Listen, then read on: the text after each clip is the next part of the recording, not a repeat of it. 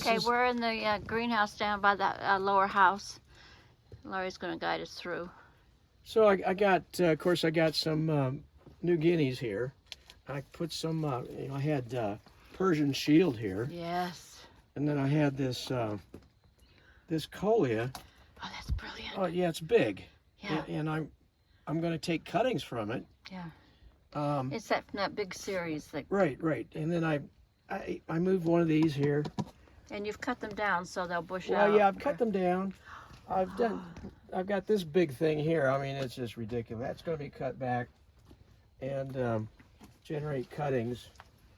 And then, of course, I've more aggressively cut this pot down. This is regular impatience. I just cut that down. It will set out little shoots. You can see them down there. Good. Yeah, I do see them. Okay. Yeah.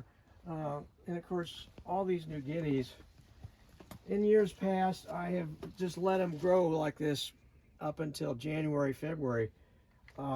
Last year, I started on the first day of January to make cuttings from New Guinea impatiens. But it was really too early, and because they grew, when they're ready to go out, they're 18, 20 inches. Oh, that's a bit much, isn't it? Well, yeah, so I used your auger. Yeah.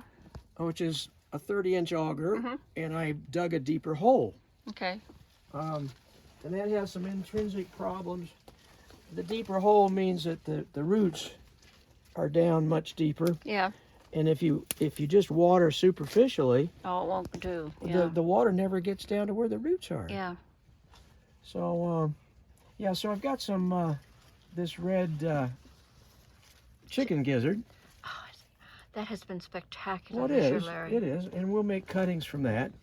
And obviously the Swedish ivy. Oh, you know, it's my new favorite. Now, these pots, I hadn't watered them, and they were starting to wilt, and just meant that they were, and that was part of the plan, that because when these things are have been watered appropriately, they just weigh too much. Oh yeah, you have to I can't lift them up here. Yeah.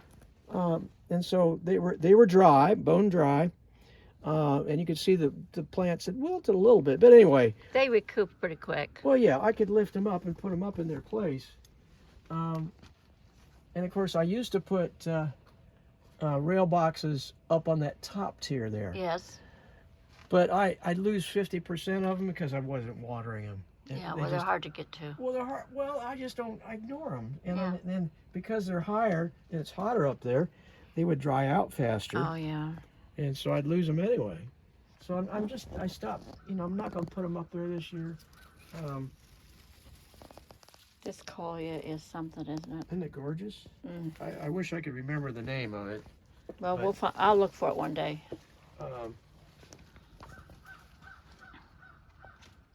But I cut all these boxes up here, cut things down, because I know New Guineas, whatever plants, they'll put out new shoots. Okay, good. And they'll come back.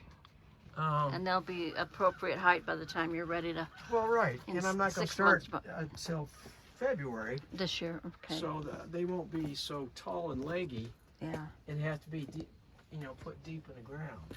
That's too much like work. Yeah, well. So I'm not going to, I'm not going to put, I had so many plants you couldn't even get in the door last year. I know.